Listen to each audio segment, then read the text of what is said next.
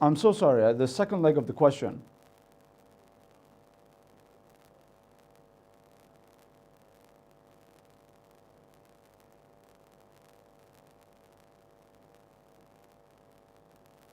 Sorry, the social.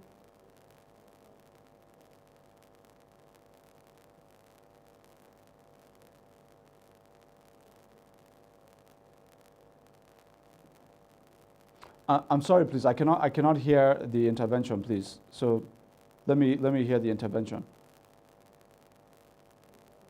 Yeah, yes, just a little bit louder, but please go ahead.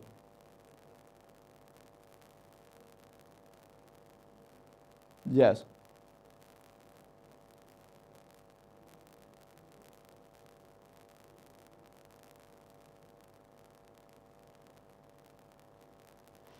Okay.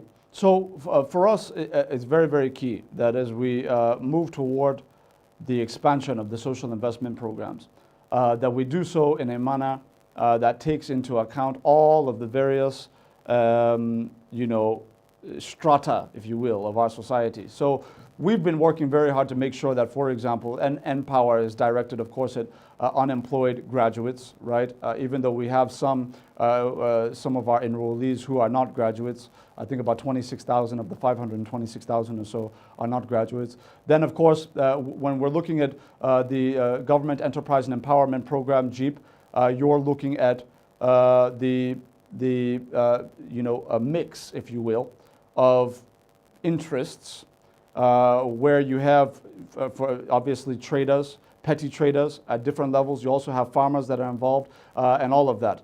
So for us, it's about expanding that and making sure that we are able to provide more funding to more of our people who can now use that to attack poverty directly. How do you attack poverty?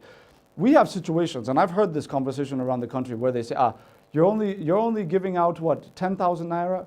What is that going to do? And the reason why you hear that is you usually hear it from somebody who lives in an urban center who can use 10,000 naira on some recharge cards for data, maybe lunch at some place, and drop from one place to another, or Okada or whatever, and the 10,000 is gone. That's not how life is in the deepest parts of our rural communities. We have communities where the vice president has personally gone out to communities where he has seen women who have an entire inventory on their plate in the market of 200 naira pomo, that they 200 naira on their entire plate. By the time they sell all of the pomo and they have had a good day, they go home with 350 naira.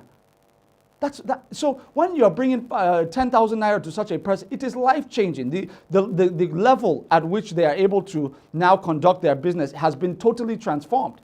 And so when somebody is now going from that level to now you have 10,000, now you're doing business in the thousands. By the time you're done, you're accessing 25,000, and then you move up the ladder. And that is the goal. So for us now, we have to expand the net to more demographics, and we also have a big part of, I think one of the downplayed aspects of the social intervention programs is that we have used it to move more of our the vulnerable segments of our population, to move more of them out of the informal economy into the formal banking system, for example. So as part of enrolling, you're getting your BVN. You're registering with an account. We're paying into your account, for example, with Trader Money and all of that.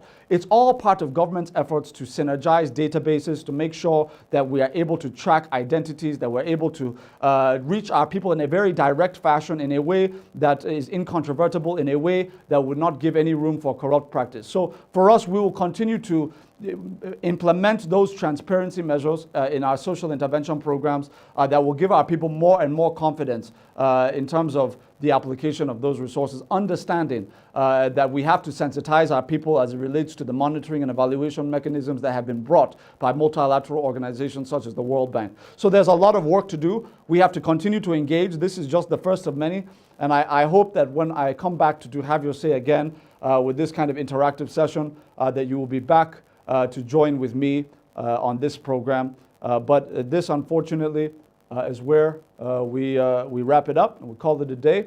I wish everybody out there a very worthwhile and memorable May 29th, wherever you are, whatever you're doing. I hope that even though you have every right to be feeling that Nigeria has not done everything it should have done since 1999. You have every right to feel dissatisfied about some aspects of how governance has been conducted since 1999.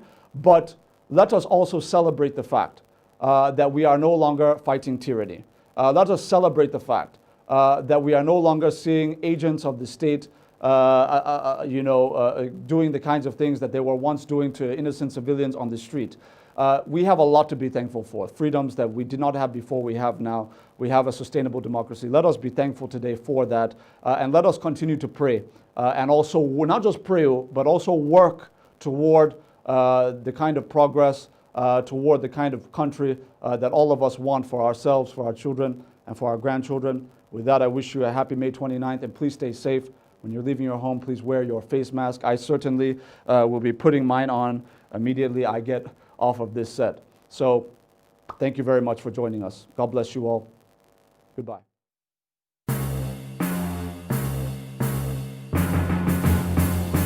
Cool.